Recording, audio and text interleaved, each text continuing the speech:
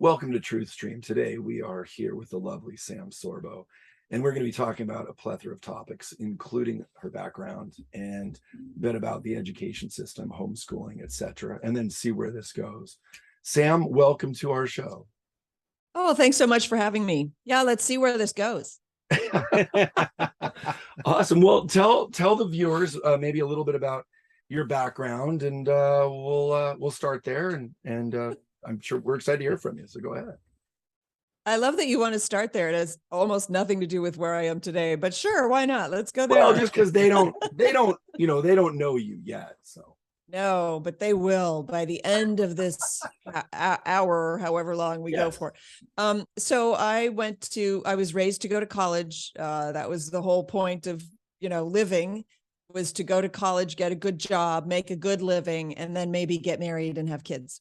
So I went to Duke University and I studied biomedical engineering, and I was working pretty hard on an ulcer.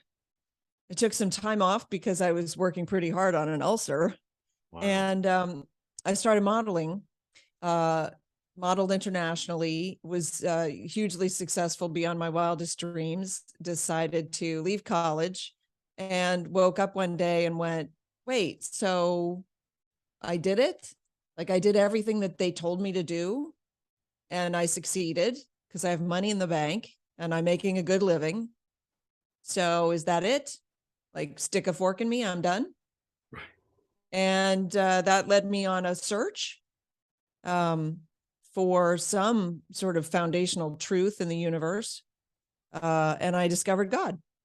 I discovered there is an organization to life, and I am not it. Right? Two truths. There is a God, you're not him. And so that sort of shifted my path a little bit. I mean, I was already an actress. I was working in Hollywood and modeling, and then I slowly shifted away from the modeling because I just didn't have time anymore. And then sort of fast forward, I said to God, okay, I get it. I'm going to have to compromise with the guy, because I'm not meeting guys that are worth compromising for, maybe. Like, I just was like, okay, God, so there is a compromise, but you got to show me what it's going to be, because otherwise I'm not going to have a family. And I really want a family. Like, I want kids. And then I got introduced to Kevin Sorbo. I played a princess on and flew down to New Zealand and met the man of my dreams. He was perfect. And I was like, hey, what a deal. No compromise. How am I going to make this work, though? Because I live in Hollywood and I'm being very successful as an actress. And, I was raised to have a career, and that's very, very important. And yet he lives in New Zealand and he's got a career, and his career is like super important, and he's doing really well. And, well, we'll figure it out. We'll just work it all out. And then about 8 months into our engagement, he suffered 3 strokes and nearly died. Oh man.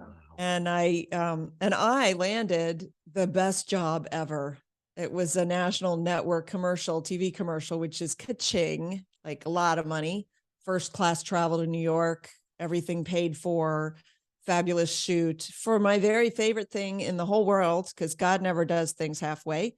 It was for ice cream. And I went into the intensive care unit, the ICU, where Kevin was lying on a bed, unable to move.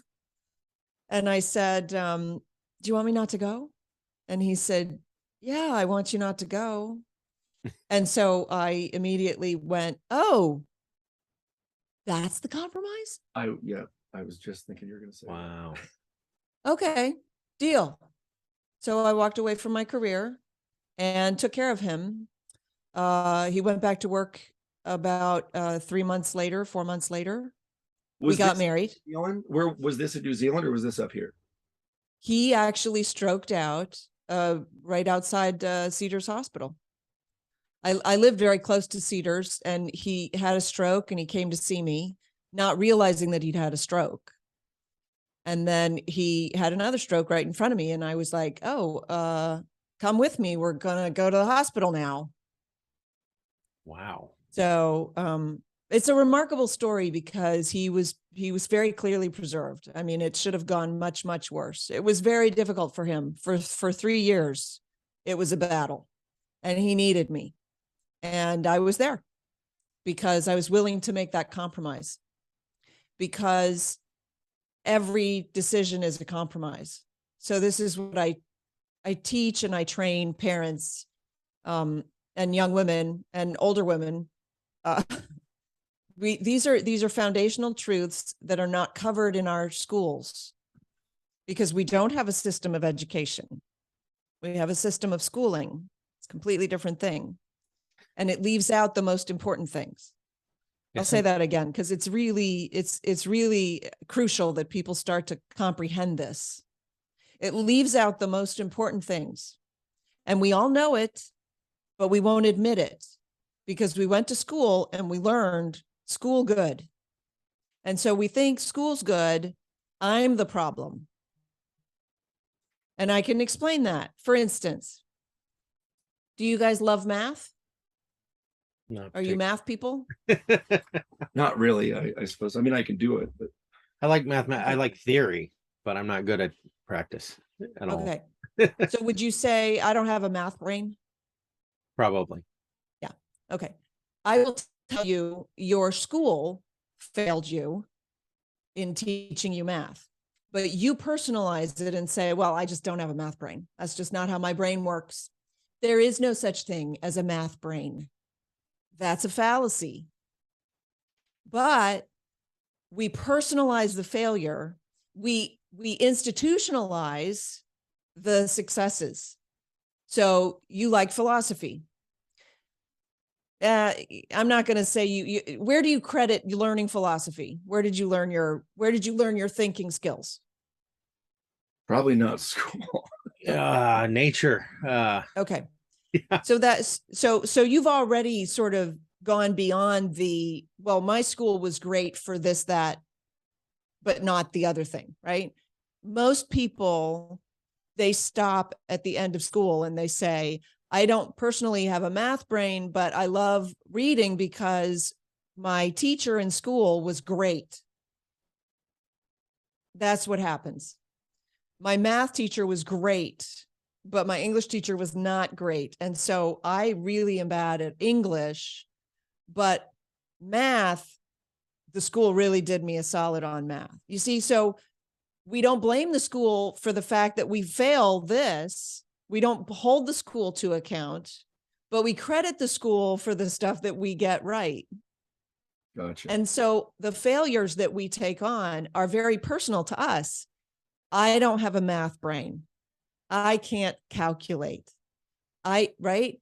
That's the most common one, because math, there's a disconnect that happens with math because it's so cumulative that at some point a child is more liable to jump off than to follow along. That's just the way it happens.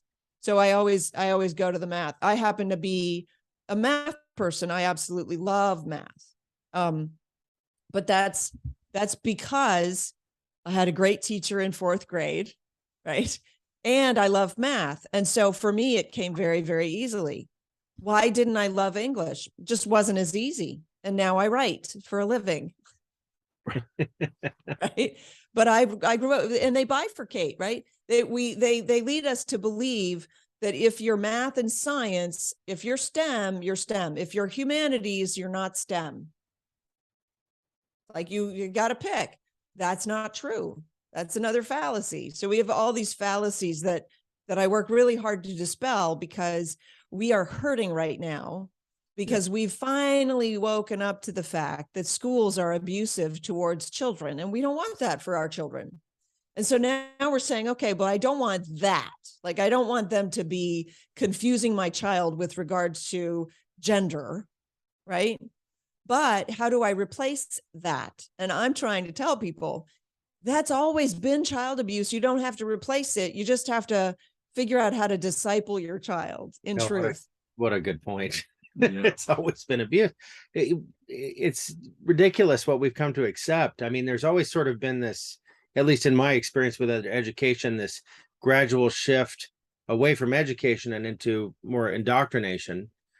But now it's really more cultural and social emphasis. And instead of teaching kids how to learn or how to think, we're teaching them what to think.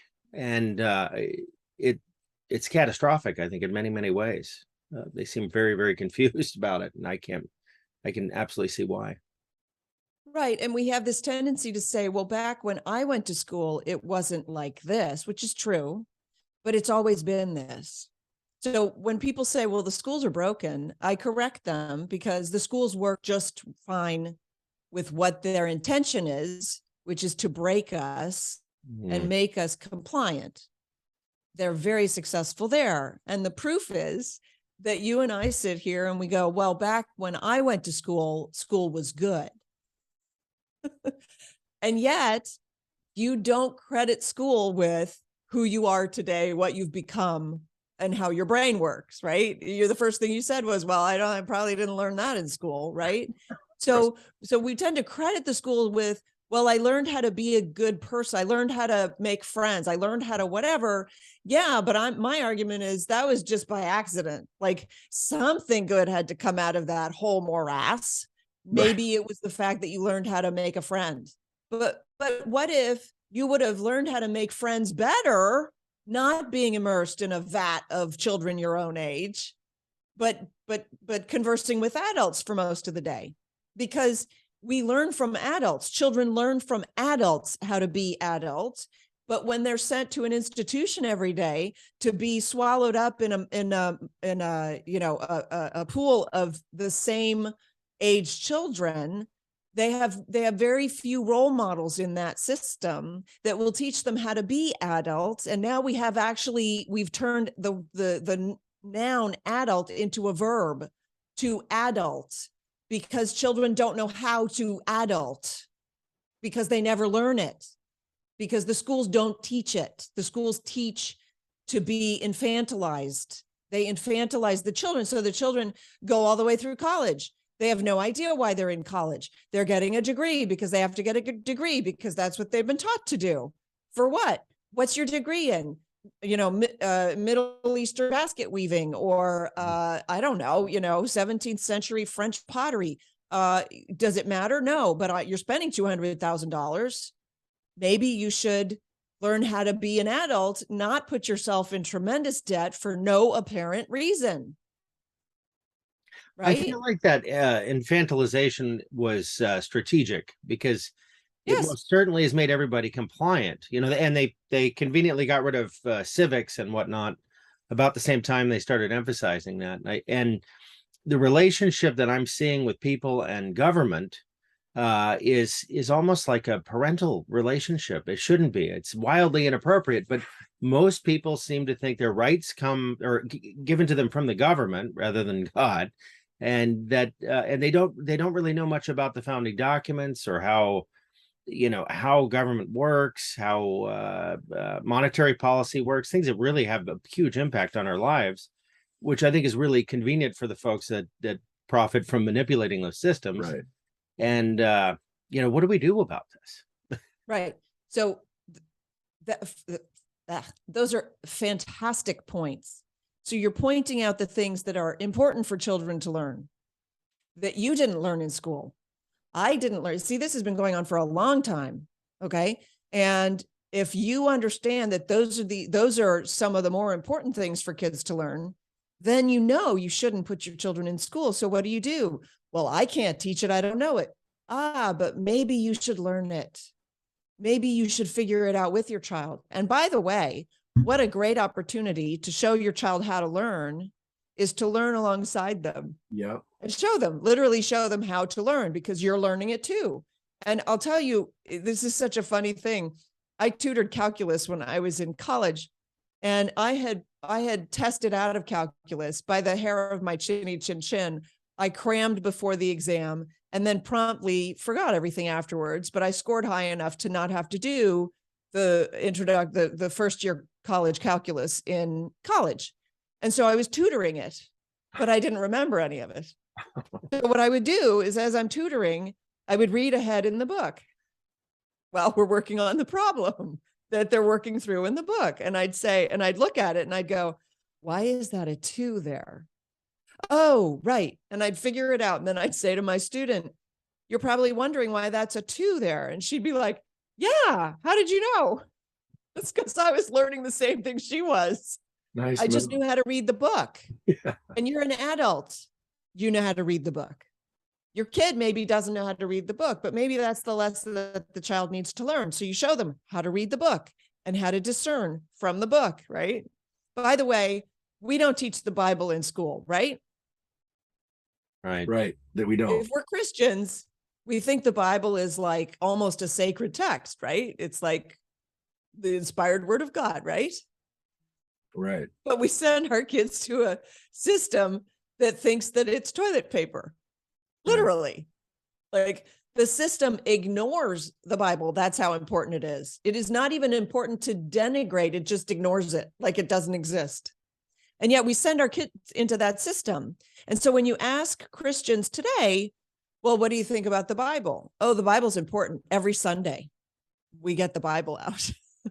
It's like, no, that's not important. That's a once a day, once a week type of a deal. Oh, well, we read the Bible at night sometimes. Okay. But your child's education should begin in the Bible. It's the best history textbook we have. It's the most corroborated, least discredited history textbook in the world. It's a bestseller. Well, no, but we don't believe it because we went to school, and we went to school for 12 years, and 12 years of ignoring the Bible taught us that the Bible is to be ignored. You see? I think it's arguably the most influential book in history, recorded history. So, I mean, even from the standpoint of how it's influenced every other aspect of civilization, I think it's pretty important to kind of at least have some foundational understanding of it. Well, but we've given up on history. It teaches values. It teaches virtue. It teaches, I mean, the stories of the Bible, as Jordan Peterson says, are truer than true. They're not just true stories. They're truer than true because they apply today. So somebody asked me, well, the Bible doesn't apply to like how to keep your child safe from pornography on the internet. And I said, it absolutely speaks to that. You're just not reading your Bible. It very much speaks to how to keep your child away from porn on the internet. You haven't cracked the book. It speaks to every aspect of life. But because we went to school, we think that it doesn't matter because they taught us for 12 solid years, and then college, that it doesn't matter. And what I'm trying to say is, because they were in charge of education, everything that they held dear, we hold to be educational. We hold to have that sort of imprimatur. But things that they didn't hold dear, like the Bible, like civics, like home ec, we think, oh, that's not education. That has no value. For instance, they told us that education is the 3 R's. What are the 3 R's? Reading, writing, and arithmetic. Right. Are they 3 R's? No. I was just thinking that as you said that, checking to see, like, wait a second. Yeah. Right. And yet we sort of laugh about it and move on, but it is the 3 R's, right? Okay. No, it's not. We should have like, back the truck up, stop telling me it's the 3 R's, because it's not. But instead we plow over that, and they got it in our brains that education was all academic, and it's not. That's a lie. But you see, if they leave out all the other stuff, we think the other stuff isn't important, like morality. I ask you, how can you have a functioning society without a moral code? And they expect the children to absorb the moral code by osmosis, because they don't teach it in school. They teach the opposite. In fact, they teach survival of the fittest. Have you been cheated recently? Thank your public schools. Yeah. Well, there's always a separation, particularly science and religion, or science and any kind of spiritual study. It seems like those have very intentionally been kept separate. And I suppose there are arguably some decent reasons for that. But we're finding ourselves now. Yeah, I mean, look at where we're at with AI. I mean, this like Skynet is happening right now. For anybody that hasn't seen Terminator, it's kind of important. Those intersections where spirituality and science meet are absolutely fundamental, critical for humans, and it's just completely absent at the moment. So well, it's like the Tower of Babel. Yeah, exactly. Just because you can do something doesn't mean you should. But we never address the should question in our schools, because the should question is, oh, well, that's personal. If it serves you, whatever your truth is. And that's not how a healthy society functions. And so, yeah, we have a big problem right now because, well, I'll say for the first thing, AI, known as artificial intelligence, should be renamed because it's not intelligent. So it's not artificial intelligence, it's faux intelligence. It's not even intelligence. It's false. And yet kids are being conditioned to believe that a computer can be smart. A computer can't be smart. It can do things faster than humans, but only if it's programmed to do so. But then the other thing is, they're moving very quickly towards transhumanism. They've already gone there. The idea is that we won't be humans anymore. We'll be part human and part android, basically. And then all bets are off. They're looking at farming human beings as slave labor and breeding them so that they're stupid, and so they won't bother to be concerned about being slave labor. And then that way the elites can control everything and live off of other human beings. This is a terrible thing. And that's the recipe that that our schools are exercising on our children as like a grand experiment. How stupid can you make them? Right. So that you can control them. The Tower of Babel example is pretty on point, because what happened in that story, a consequence was that everyone started babbling. I mean, there was no more communication.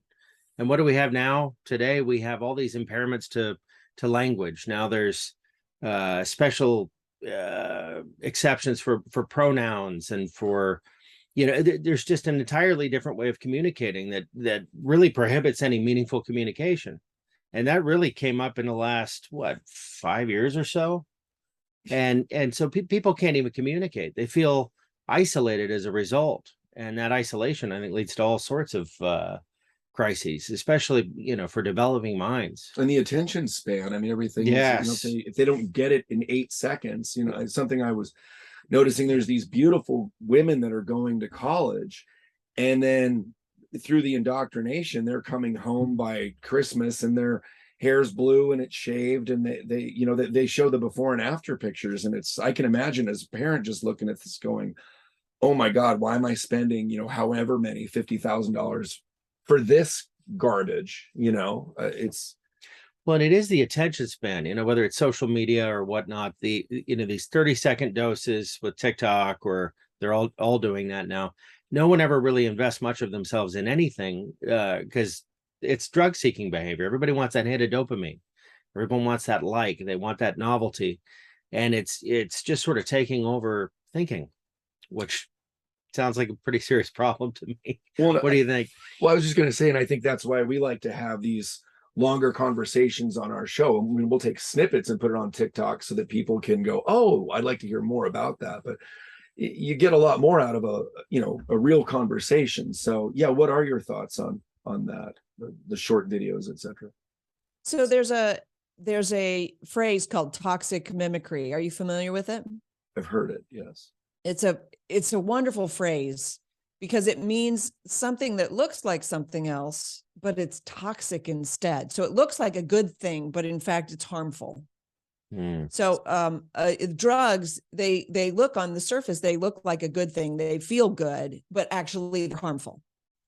And schools, we believe that they're ultimately good, but actually they're ultimately harmful. So with a lot of this stuff, it just keeps popping into my mind. It's toxic mimicry. So it looks like you're having fun when you're on your TikTok or you're browsing through your Instagram or whatever.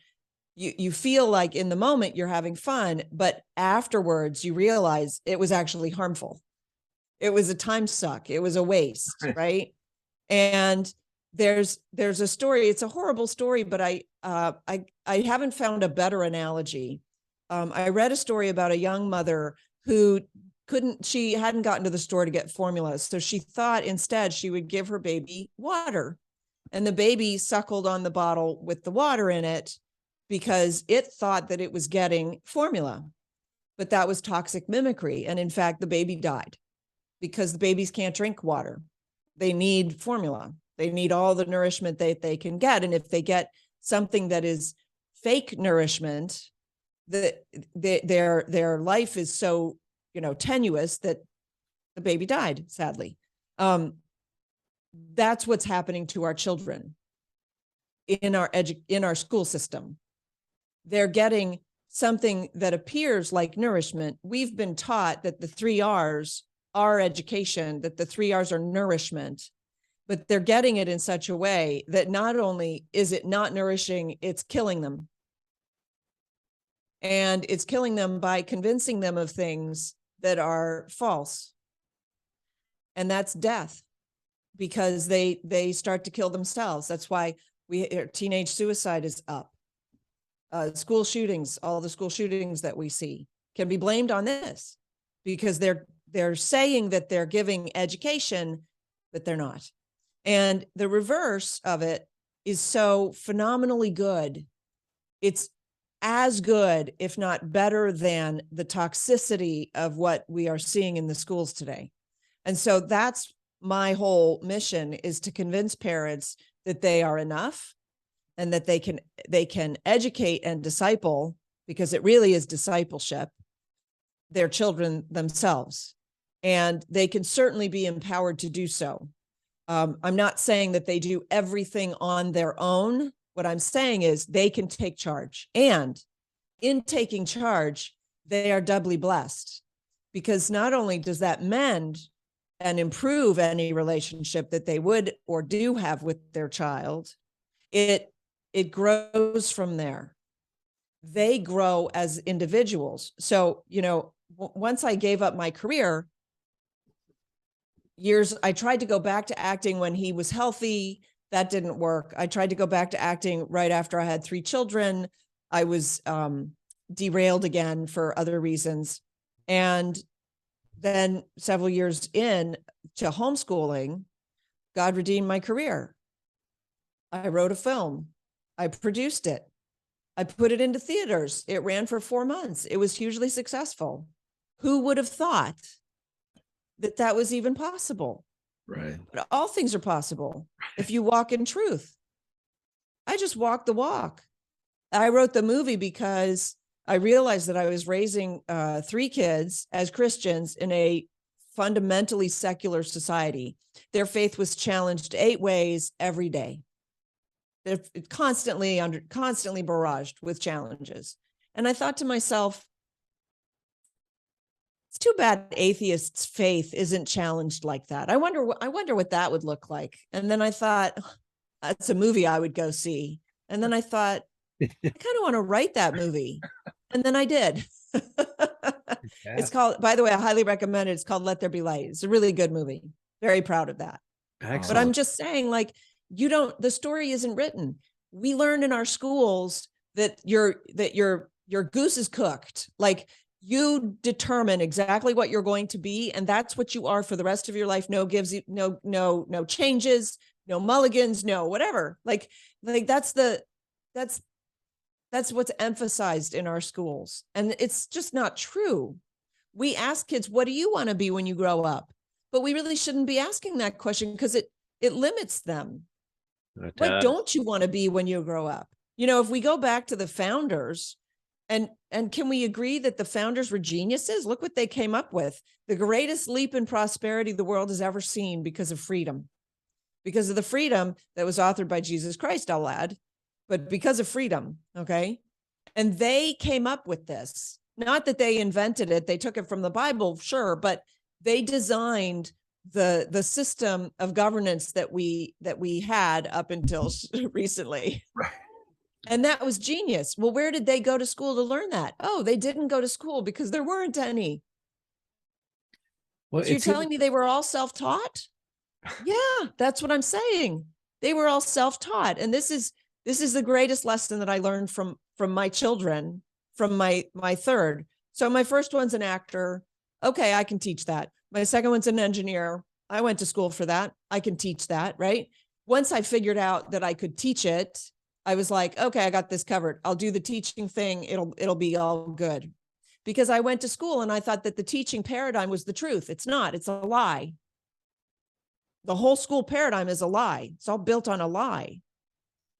And I can explain that, but let me just finish this little story.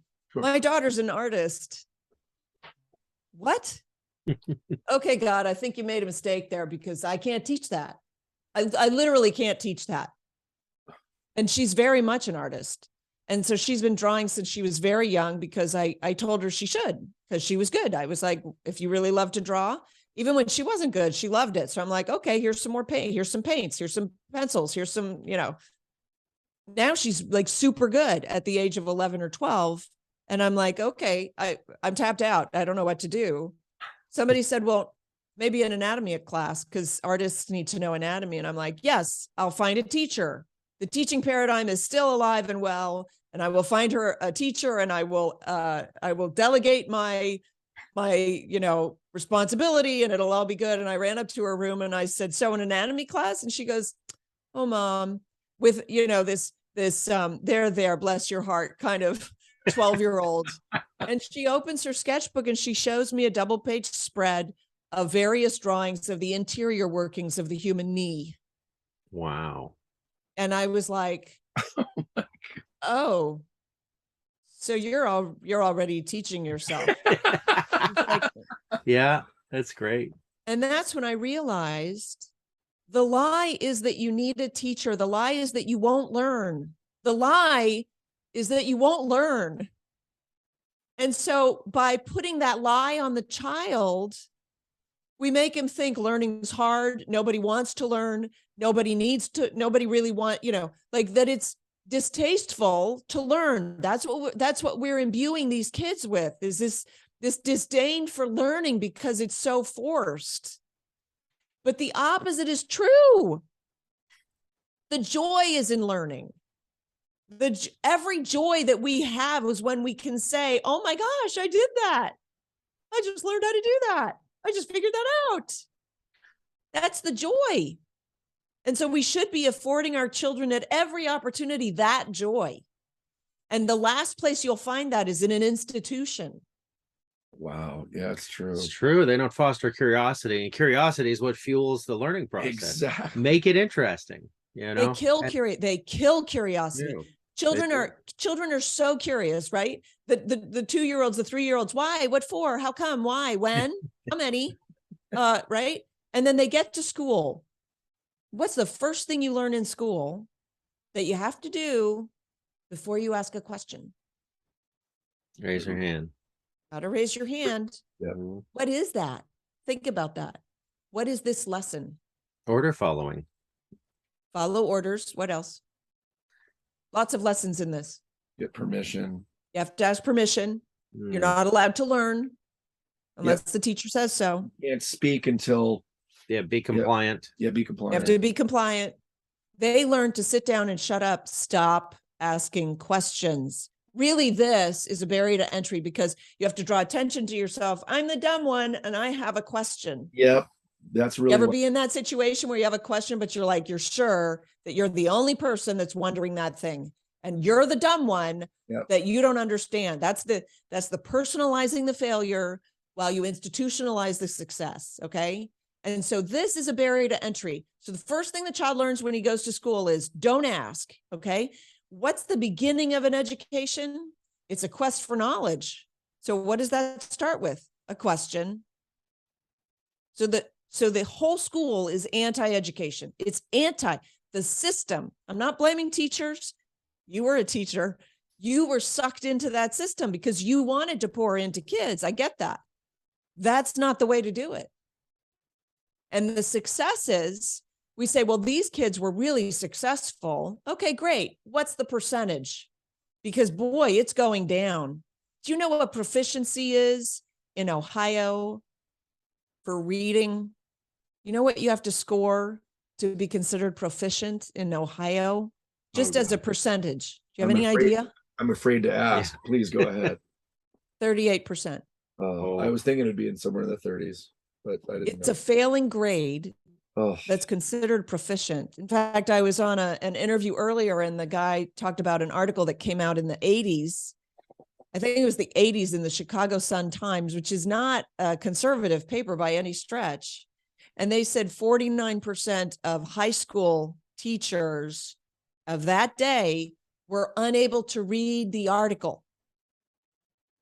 Oh. Wow. So when we drop our children, we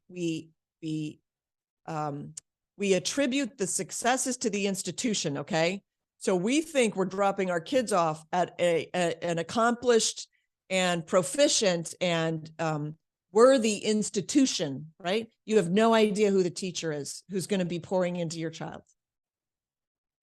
You don't personalize it. You think the institution will teach my child, will give my child an education, but you don't personalize it. You interview the babysitter. Well, where have you worked before? Well, she came very highly recommended, but this family and this and that and the other thing, right? You interview the babysitter, but you don't interview the person who's going to have access to your child every day of the week, all day long for 36 weeks. Such an important point. Yeah. And they don't I'm just trying to save kids. And what's amazing is when you save the child, you save the family, you save the parents. It's the only way to save the nation, because our nation is built on families. I'll say it seems that one of the most important aspects of education, I mean, any person's education, is self-knowledge. You have to understand yourself, and that seems discouraged at every turn. There's like this undercurrent of it's almost nihilism, and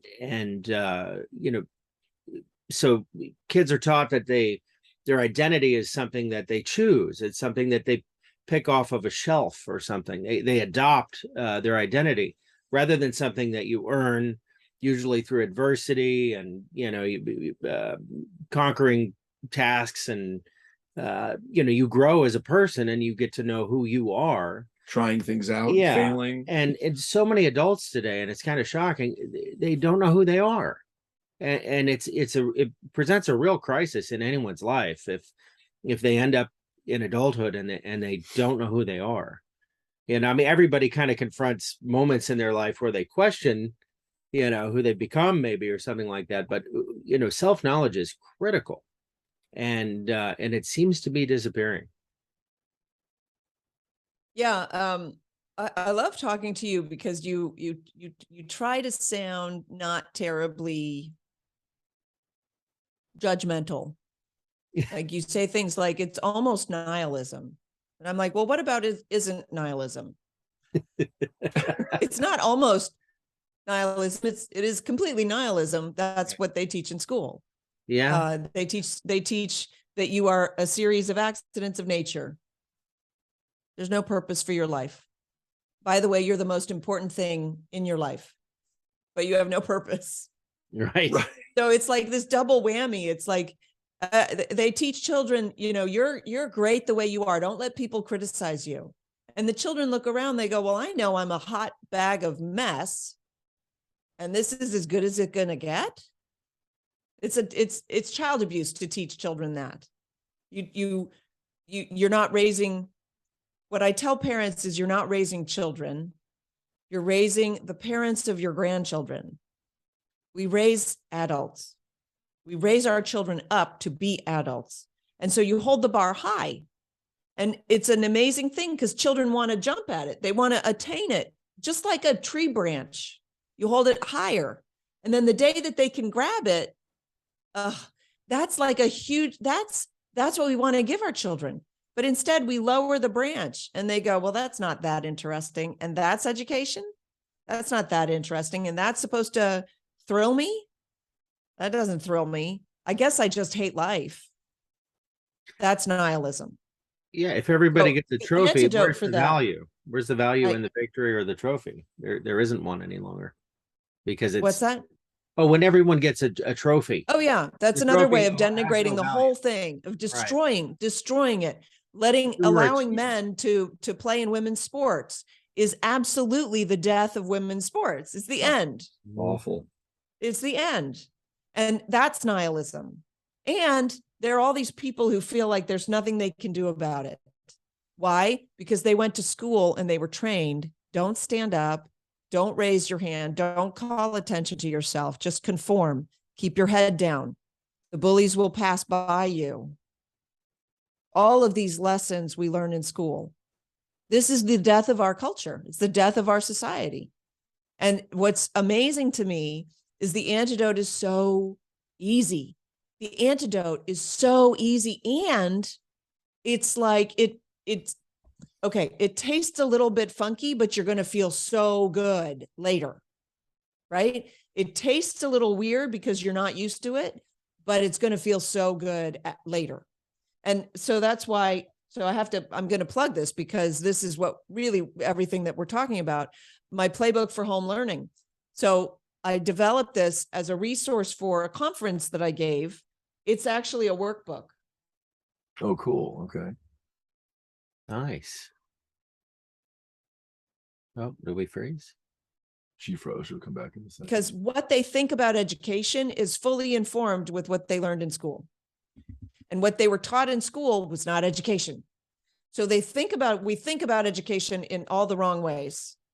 Am I missing something? Well, and who's the target for that book? Is there an age group for that book? Sorry, I thought we had some technical issues. I saw something flash on the screen. We did for a second. Just yeah, paused. you froze for a moment when you were holding up the. Oh, okay. The book and you froze for a second, but yeah, so we may have missed. I thought I felt a chill. Yeah. So yeah, this is actually for parents and grandparents. Good. Okay, very cool. Good to know. I'm expanding the training because I realize that there are a lot of people out there who are they're hurting just as badly because we've all been injured by the schools. And we've all been injured by our schools. And I'm not blaming teachers again. I'm not blaming the teachers. I'm blaming the system. But the system was, in fact, out to get you. You thought it was a you problem. It's not. It's a systemic problem. And for instance, you were deprived of your parents and they were complicit. Not their fault per se. They were just following orders and they were taught to obey because they went to school. And so they gave you up to the system. You were betrayed by that. But it doesn't register because everybody was betrayed and you just figured that that's part of life. But you missed out on a lot because the school robbed you of your relationship with your parents. In fact, the schools have actually presided over the greatest theft in the history of the world because they've stolen the family. That's why our families are falling apart. That's why we don't have families. It's not the only reason, but it is a big reason. You break that parent-child bond early on, then you feed into it the fodder that's in our culture right now, that dads are stupid. Have you seen the progressive commercials? The TV dad knows better than the real dad. I don't know if you've noticed that. My kids are like so offended by that. Wow. Well, and look at it's supposed to be funny, but the TV dad is sitting in the living room and the kids the dad says, well, maybe you should take the car into the shop. And they go, oh, dad. And then the TV dad says, well, I think you should take the car into the shop. And they go, oh, really? Okay. Wow. And they literally say the real dad is like, I just said that. And the TV dad says, well, you need to be a TV dad. Oh, wow. I have not seen it. I haven't seen that. No. Yeah. But you were about to say. And the funny thing is, parents think they're getting the good end of the bargain by giving up their kids. They're like, hallelujah, school's starting. And now I can throw my child into the system and I don't have to deal with it anymore.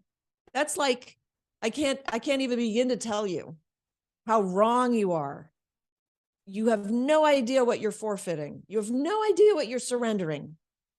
You think you're not sacrificing. I'm telling you, you're sacrificing the greatest gift, the greatest love story that you'll ever have. The greatest love story you'll ever have is with your children.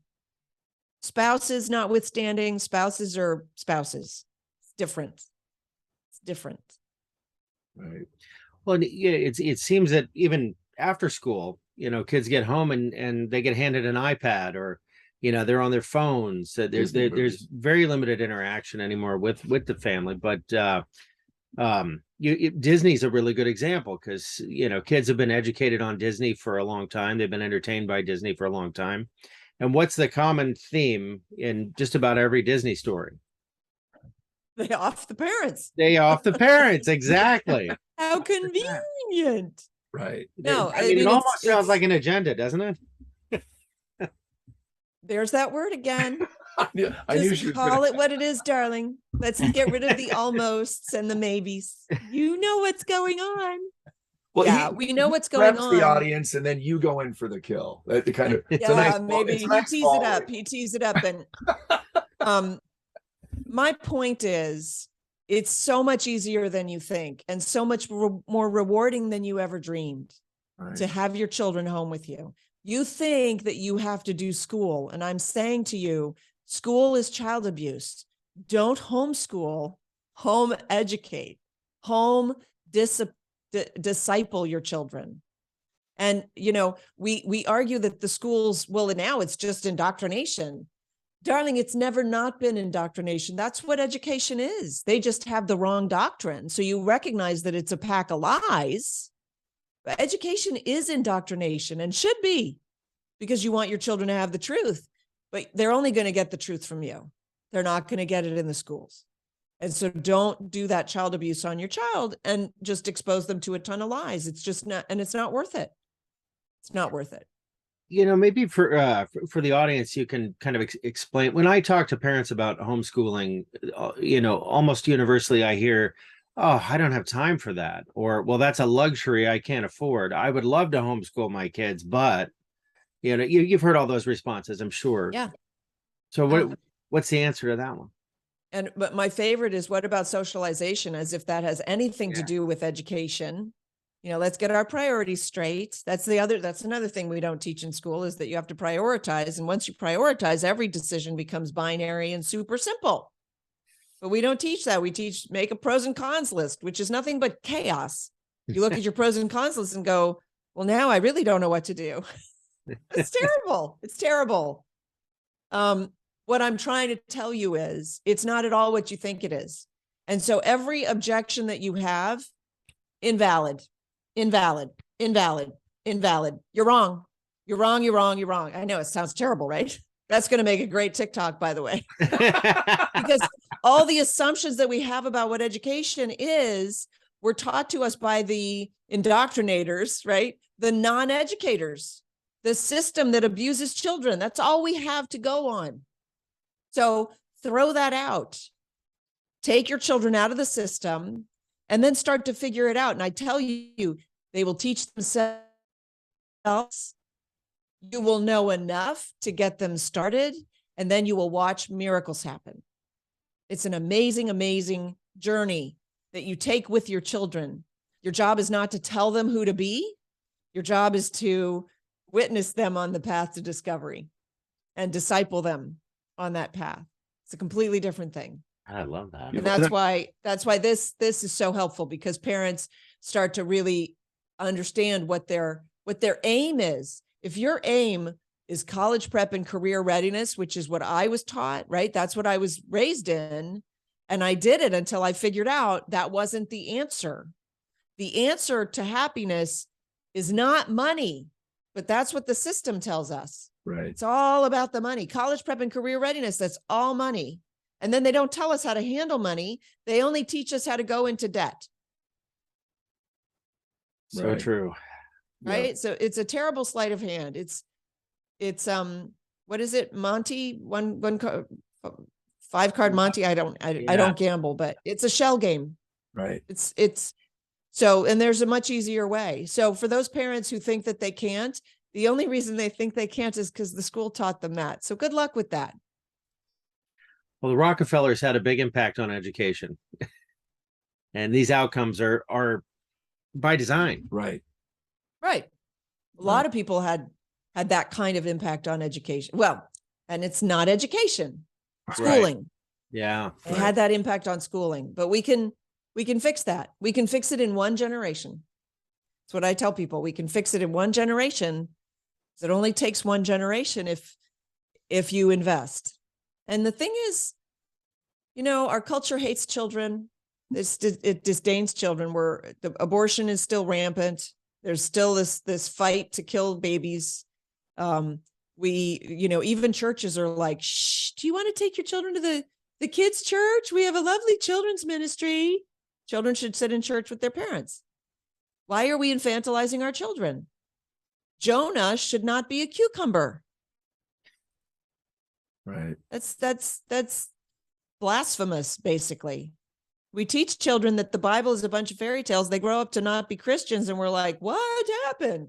We went to church. They went to the children's ministry. Let me ask you this. Have you ever asked the children's ministry what they taught the child that day? Most people don't. They take no interest in the spiritual upbringing of their children. And you're surprised that your children go to college and come back with blue hair? Come on, folks, use your noggins. You just have to think it through and go, oh, wait, so there are consequences to actions. Yes. So why don't you start thinking about what your actions are and what consequences you want, and maybe you'll change your actions to get better consequences. But other than that, I don't have an opinion. Well, Sam, I know we only have you for a few more minutes. Is there anywhere you want to direct people to find your work, your website, any of that information? That'd be great. Sure. Just go to it's just samsorbo.com. Sorry. Okay. samsorbo.com. And you can email me there too. And I've got a ton of books and resources for parents, and I'm putting more and more up every day because I like to vet them a little bit. But the child abuse that's in our schools is it's unmitigated. It's basically unimaginable. It's a terrible, terrible thing. And I would not expose your child to that for anything, for any reason. There's no justification you can give me to expose your child to that abuse. Wow. Thank you so much for fighting the good fight. I mean, it really is critical. We weren't sure exactly where this was going to go, but this has really been an eye opener. And I hope that our audience, resonates with this and shares it with other people struggling with these decisions, because this is really powerful, and we really appreciate you being on the show. Thank you so much. And we'll make sure that the link to your book we'll put in the show notes so everybody can find it. Thank you so much. No problem. All right. Well, we'll be in touch. Thank you. We'll send you the video and we'll go from there. All right. Thanks a bunch. Bye. Look forward to the next time. Thanks.